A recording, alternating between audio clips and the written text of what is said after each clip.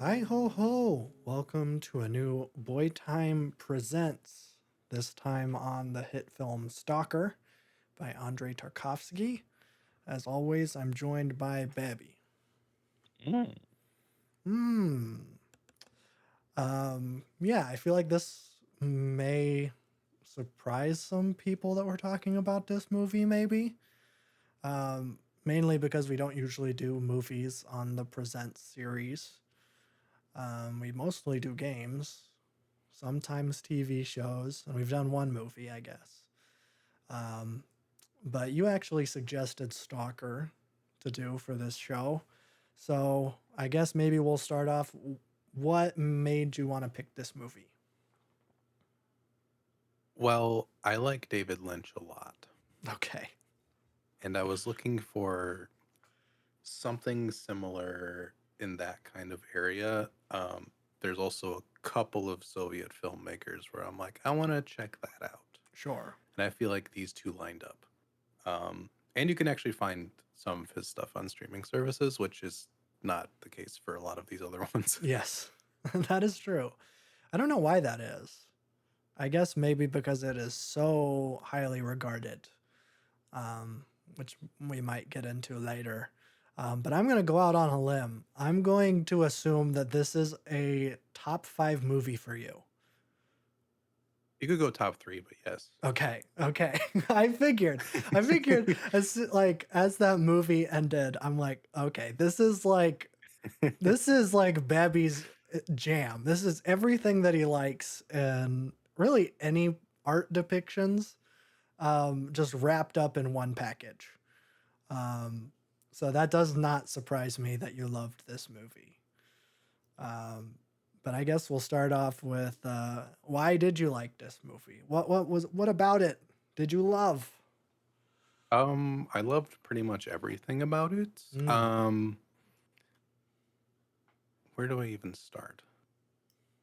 I I think don't know. first off, I like art that is drawn out and long, Uh huh. um, as we've clearly seen on the main channel and my music selections on here. I This like is art true. that just kind of sits there Yeah. sometimes. And this movie sits there sometimes, and I really love that. Um, the shots on this thing are just Mm, like brilliant. Like yes. immediately in this movie, I was just like, whoa. I know this was 79, but like I don't know. It has this kind of like a vintage classic movie, like never ending story type thing where it's a very simple plot, but all the details and discussion and bigger picture is just like so well executed that it just works. Sure. Um, I don't know. I was just like, it's a really long movie, but I was not bored at all at any point. Mm, It You either have like time to think about what's happening, you have time to just take in the visuals, you have all these different elements working together that just were like really, really, really satisfying to me. yeah. Yeah. Yeah. I think that all tracks. Um, on the other hand, I hated this thing. I don't know if that's necessarily a surprise to anybody, um, but I don't like overly long, pretentious, artsy movies. I don't really like surrealism. I don't like philosophy. And I feel like that kind of I just described the whole movie, pretty much everything about it. This is where we differentiate because I can get Mhm. down with some David Lynch stuff, mainly because there's a little bit of heart and humor sometimes. Um, but this was like out of complete left field. Like I knew nothing about it, and I just was not engaged with the story or necessarily anything going on. So I'm pretty much on the opposite end of the spectrum as you, which is why I think this is going to be interesting to talk about. Not that I have a whole True. lot to say. I think Last episode was supposed to be the first one we differed in, and we didn't really. we did it. Um, Yeah, I don't know if I have a whole lot to say besides what I just said. I think most of this episode is mostly going to be giving you a platform to really talk on why this movie is great. Um, Mainly because I want to get it. Because Mhm. This movie is insanely highly regarded. It is, I think, the number 43 top rated movie on Letterboxd. It's sitting at a 4.4 out of 5. Um, Let me see. I pulled up all of the responses. Um, yeah, on Rotten Tomatoes, it's at a 100%. Um, it is number 29 on the Sight and Sound poll that was done in 2012. Um, and a lot of people compare it to Apocalypse Now by Coppola, which tracks. And then in 2018, the film was voted the 49th greatest non English language film of all time in a poll by BBC Culture. So I feel like I'm missing something, and I'm sure I am. Um, I think well, this is for sure both of our first Tarkovsky movies. Mhm. I don't think he's made a whole lot. I think he maybe it's under Just like 10. 7 or 8, I think. Yeah, Yeah, it's not too much. there's not very many, and I've only when I was looking at his stuff, I've only heard people talk about this and Solaris, Hmm. which maybe we'll get to. Yeah, But that's the only other one on streaming services that you don't have to pay for, I believe. oh well, that makes sense. So, But yeah, I guess well, we usually start with a story synopsis. I don't even know if that's even necessary because I mean, it's pretty simple. yeah, there's not a But whole lot to this story. yes. Um, it's just uh, I don't even know any of their. They are just like Stalker, and then there's Writer, and then Professor. Right? They're all Yeah, I don't just by think we their know their titles. actual names. Yeah. So yeah, Stalker is basically leading two people, a writer and a professor, into the zone, which I don't know if it's ever really explained what the zone is, if it's like extraterrestrial or if it's Well, they said man-made. like meteorite at the beginning, but they don't touch on it Oh, really okay, so it might be extraterrestrial. specifically. Yeah, This is also based off of a book, so I think there's it some is. context details that we don't get in the movie.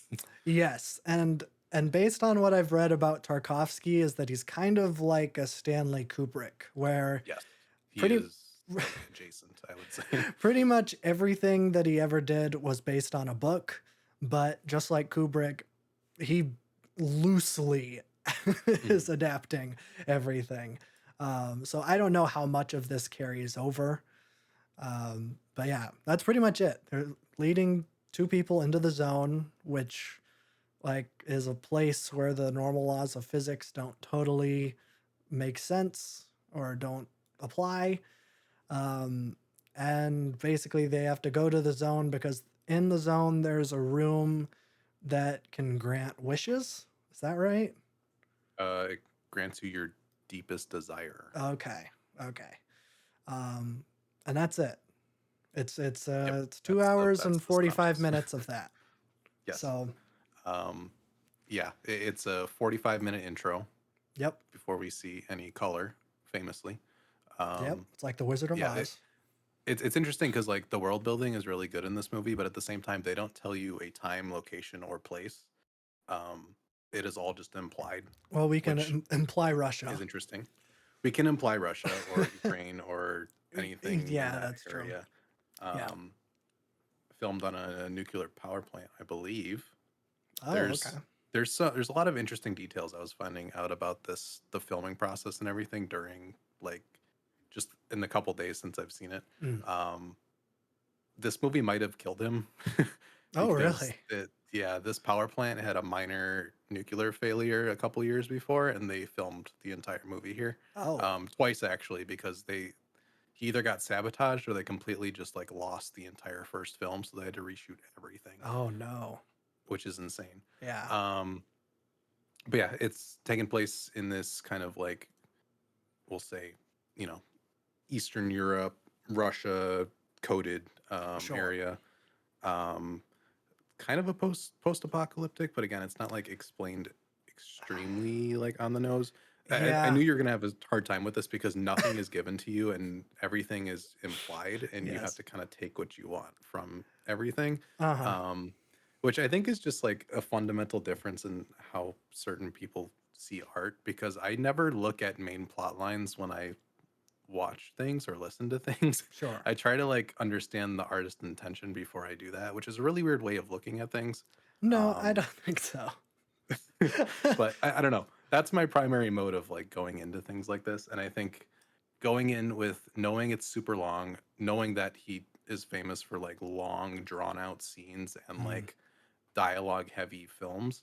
Um, I think just going in with the expectations of like having this kind of patience and like I am an observer and I'm not going to let anything really else enter at this point. mhm. I do this with certain artists with like music as well, and I think it helps with that. But yeah, so it's 45 minutes, and essentially they just like they all meet in a bar, and Yep. then the stalker takes them out of the zone or to the zone, out of Yes. this kind of like past military checkpoints and stuff.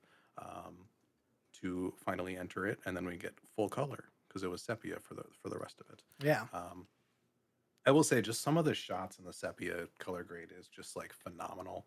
Like I was like, how on earth did they like actually film this? I think particularly at like that train stop checkpoint, Mm. you had these like beautiful like floodlights and just the noise and the sepia tone of everything was just like so gorgeous. Oh yeah. Um, and I think that's another like it didn't feel like 3 hour long movie because I was just like captured by like the way he's framing everything Hmm. constantly um was just gorgeous.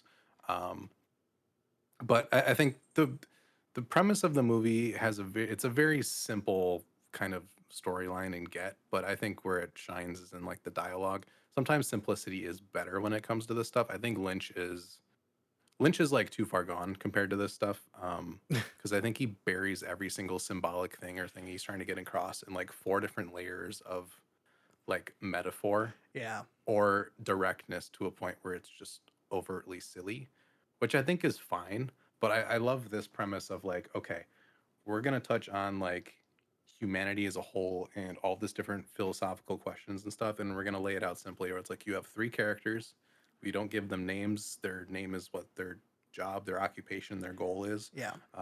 We're gonna give them definitive goals, and then we're gonna see how that plays out as they kind of make this journey to the end point that they are desiring to get to. Um, so you have the stalker who's kind of like faith driven. Um, I feel like it's a faith like in the zone and in this Oh room more yeah. than religious. I know he is a Christian, so he plays a lot of that into his work. Hmm. So the stalker can kind of be seen as that, and then the writer he obviously wants to do it for like motivation for his next piece or whatever. Um, and then the scientist is trying to figure out more about. Actually, his main goal is to get a Nobel Prize for figuring out something from this room. Yeah. Um, so those are the motivations. There's also very little soundtrack in this movie, which I thought Hmm. was really interesting. Um, but I particularly remember like when they entered that little like train car thingy, and they were like going like on their way to the zone, and it was like a Yes. 5 minute scene of them just going on this train and just Uh-huh. moving, Yeah. I'm and just glad the you brought sound that up. collage. Yeah, the sound collage and the noises, and you just get to see their facial expressions and kind of like them preparing for it. I don't know. He has like a hypnotic quality to a lot of these things. It's very interesting. Mm. Um, and the framing of things was just phenomenal. I think especially when you got to the zone and there was a little bit more of like a heightened like, okay, is there actually like is this like a extraterrestrial thing? Is something gonna pop out? Is this gonna turn into like a slasher out of nowhere? Like what's gonna happen here? Um, and it's interesting because the camera kind of feels like you're like the thing that's watching them. Hmm. There was multiple scenes where like the writer just like stares down the camera for like minutes on end. Um, Yeah. and there's a lot of framing tricks where like the camera does something or you think you're like in the point of view of the stalker and then the stalker walks on the frame and you're like, "Oh." And it just kind of like messes with your perception. Um, Right. I don't know, just gorgeous as a film. Without any of the detail of the story or anything. Um, but I don't know, getting into like what it is, what it means, what it could mean. Um, I feel like there could be many different interpretations. I think Yes. though, like if you take the simplest of like the desire, like you go to this room to find your simplest desire, and the stalker only brings unhappy people into the zone. He doesn't bring people that are like content or whatever. Hmm. He chooses his clientele very specifically. Um, and it is kind of a cliche thing where it's like as they continue to go towards the room or whatever, they have revelations, and then turns Yeah. out the thing that they want, they don't truly want. Um, The which friends we made is, along the way. yes, it's a very simple premise, but I think the way that it's displayed is just like really, really, really well done. Um, because you have these moments of like the zone kind of, I don't know if it's like messing with their heads, but it puts them in this mindset as they're like preparing. Because I think the writer at one point like just walks straight towards it, and then there's like some hallucination or voice that just tells them like, don't do that. Yeah, yeah. Um, so they have to take like the weirdest like way through tunnels and sewers and all this different thing. Yes. Um, and that gives them time to really contemplate and think about like what they're doing. And the stalker kind of like serves as this kind of spiritual guide, except they hate him for most of it because he's like not telling them anything. Yeah. um, but you have these sequences where they're kind of like resting and just really contemplating on like the meaning of life, what they truly want, what they're trying to get out of this. um, and you start to see like they're kind of, because they all kind of represent different things. Like the writer was his, he said his like goal in life is to, like the goal in life is to create art because it's like the most unselfish human act. um, Sure. you have the stalker who is completely glued to his faith, and then you have the scientist who is just trying to find the next big thing and breakthrough and all these different things. So Hmm. it's like three fundamental different ways of leading life. um, Sure. and I feel like he kind of self-inserts in all three of those, which is interesting. um, Yeah. Yeah. It, so it is interesting though, because like that's what they say they're mhm, after. But like, I mean, they're all serving selfish purposes. And that right. like the professor says, like, yes, I'm all about science and advancing human whatever. But he's He actually there wants to the get a Nobel Nobel Prize. Prize. Yeah. He wants that recognition for himself. And the Hmm. writer wants to produce art because it's a selfless thing, but also he's doing this so that he can write a book because he's Right. lost his inspiration. Yep. And Stalker says that, well, I'm all about, I just do this for the love of the game. I love that I can bring, people to this place and they have all their wildest desires come true. But it's also revealed that, well, he kind of hates it in like the real world and only really likes it in the zone. So really his trips to the zone are really just an excuse to get back there because for some reason he Hmm. loves it. Um, so yeah, it's an interesting kind of dichotomy, I suppose, Yeah, where and I think it's balance. exactly, and it heightens throughout the film. I think just even taking it in at like those three worldviews. Um, I think if we take this within like, because Tarkovsky was not like a, he didn't make like Soviet realist films like a lot of films coming out of the Soviet Union during Yeah, that time, yeah. because that was kind of the default. He kind of worked against that. Um, but I think it works in this film because it's like these are all three core elements. None of them are necessarily wrong, I think, but if you go too hard in one and ignore the other, it's an unbalanced thing and it doesn't work. Yeah. Um, so I think just kind of pointing out that, and just like if you go all in on art, you are kind of destroying yourself for nothing. Or if you go all in on science, you're ignoring, human compassion and the wonder of nature and all these different things. Sure. Um, so I think it's great having those three kind of counterbalance each other throughout it. Um, but yeah, they go through these crazy tunnels and Hmm. crazy stuff. Uh, I love that scene where like the professor goes back to get his backpack, and then we have this like really trippy sequence of like the land like oh yeah. reforming as they go back. That was crazy. Um, I Yeah. think just the way like you never see anything or get it explained, which is really cool. I like the just true mystery of whatever this thing is. Um, it's I don't know. It's a classic horror show. Like don't tell or don't show, but like kind of Yeah, yeah, yeah. do it through that. Like Um, Jaws. yeah, exactly. Hmm. Um, but yeah, they get to the room on the precipice of it. They don't go in it, and then it's kind of breaks down, and they decide not to win.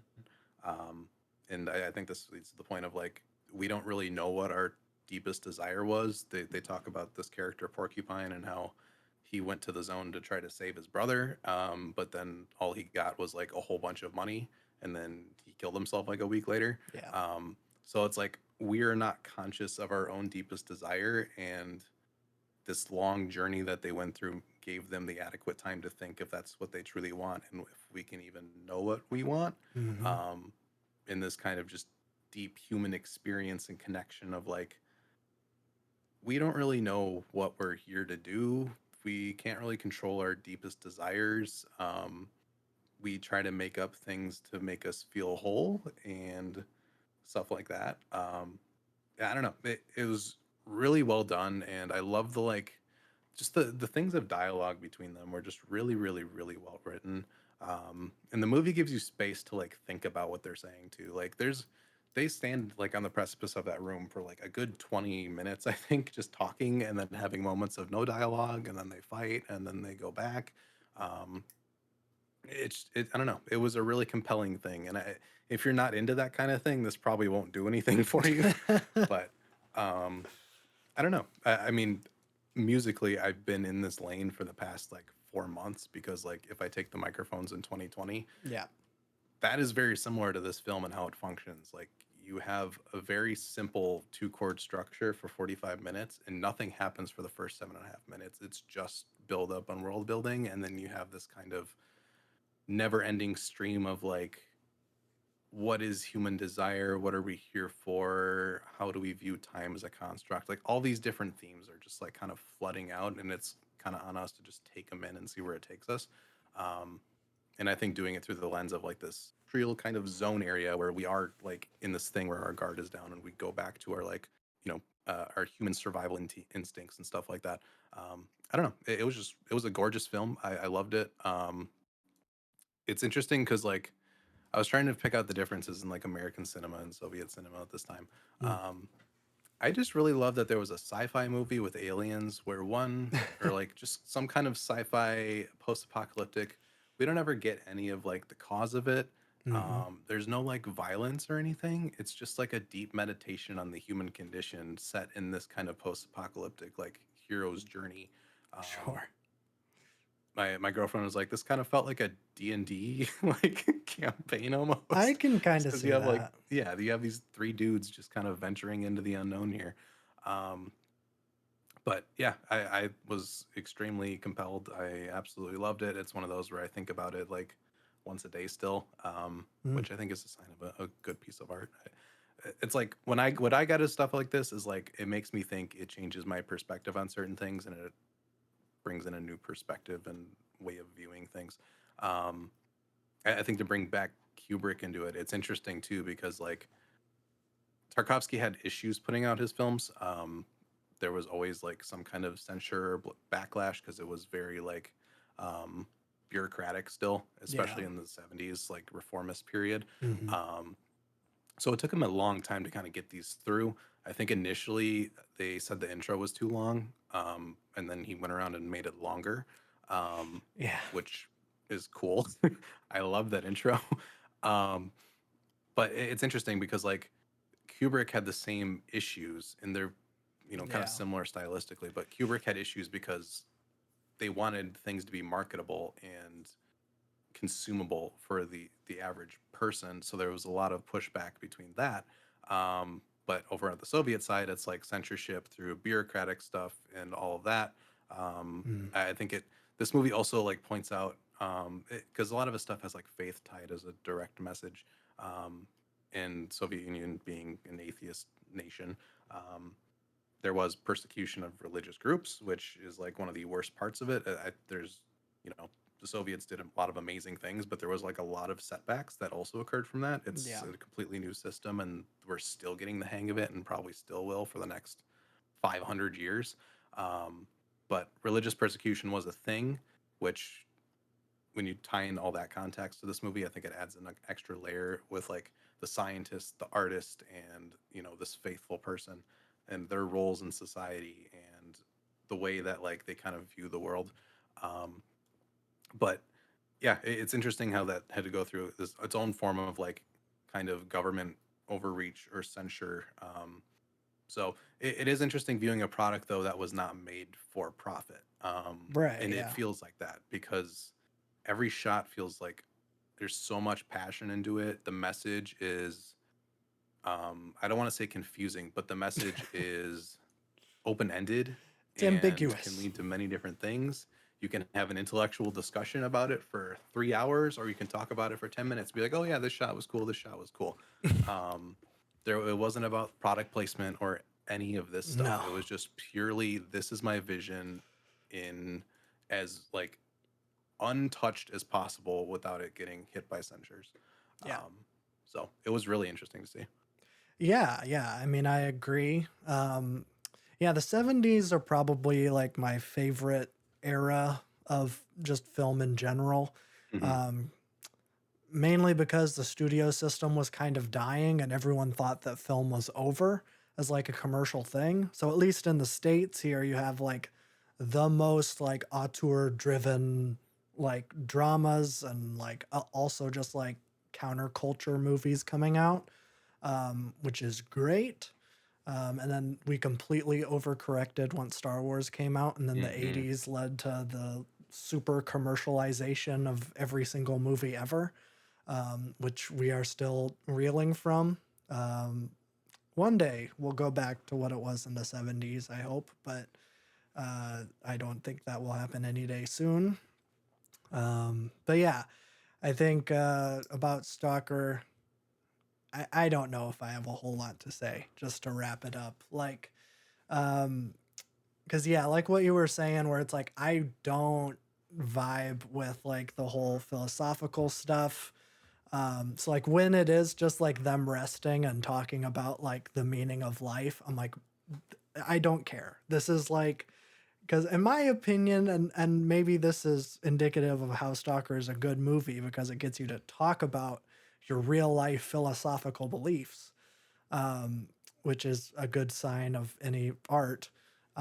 But I just think that it's a waste of time to sit and think about what ifs or to sit and think about whys and hows of like the um I guess like I don't know experimental or anything like that. It's just like for me what I really like in movies is like a really solid story, and I think that's the writer in me coming out. And so like that's what I vibe with the most.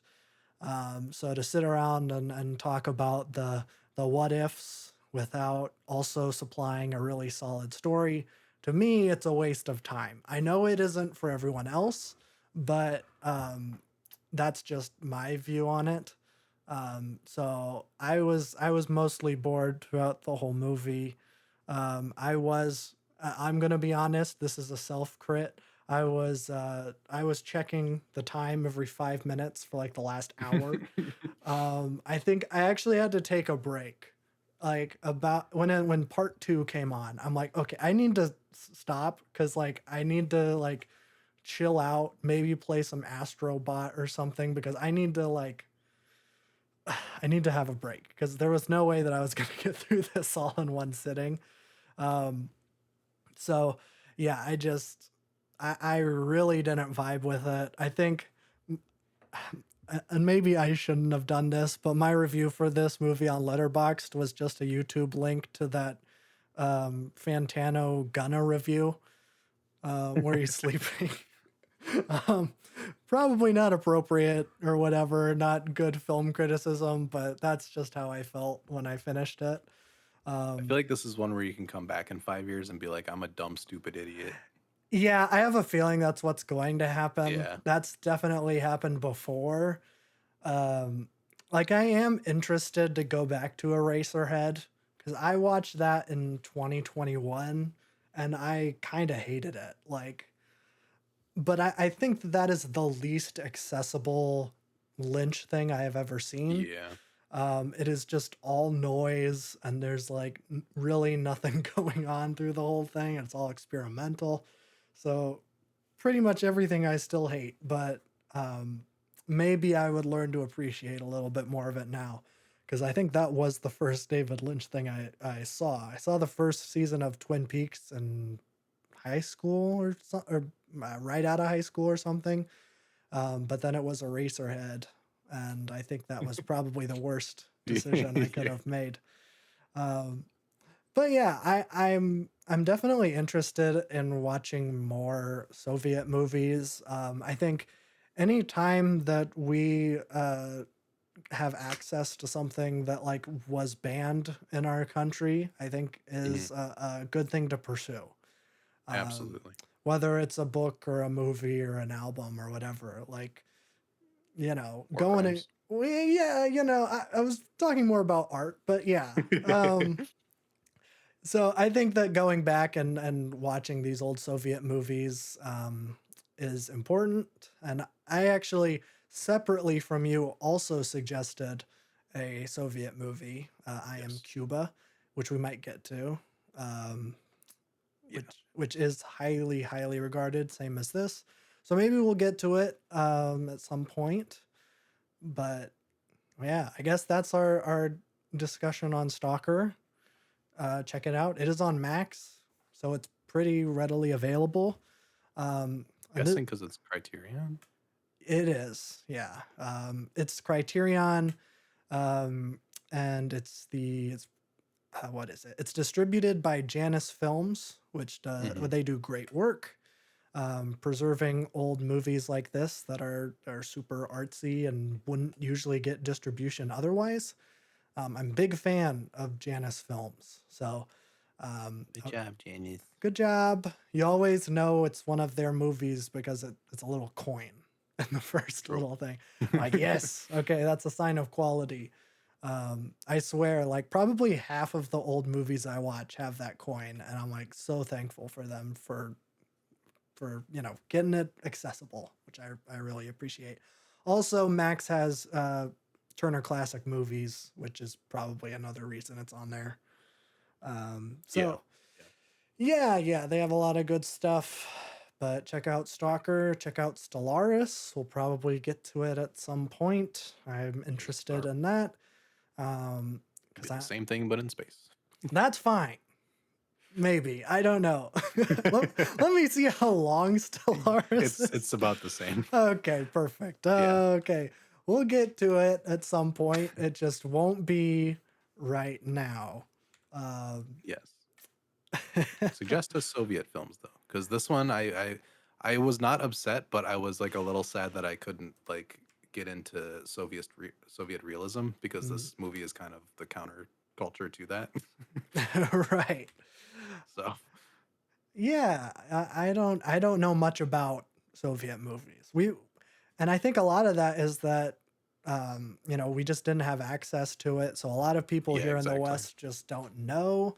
Hmm. I do think, and I want to give a shout out to good old Marty Scorsese. Not that he needs a shout out, but he's been very instrumental since the Soviet Union collapsed on like promoting Soviet movies and getting them playing in theaters here, which has gotten them the attention it deserves. I think Stalker probably has a lot to owe to Scorsese for like the audience that it has here in the West. So thank you, Marty, and yeah, very very nice. I don't know what we're going to be doing next time. We'll figure it out. No idea. But that's Stalker. We don't know if it's going to be a game or a show or a movie. It could be literally anything. It could be a Mhm. book, for all I know. We're gonna Could be be. we're gonna be doing a Boy Time Presents on Goodnight Moon because that's about my reading level. So it'll be fine. 10 out of 10 for me. 10 out of 10. Uh, yeah. So how do you say bye in Russian? Dos Dos vidanya. Vidonia? Dos Yeah. vidanya.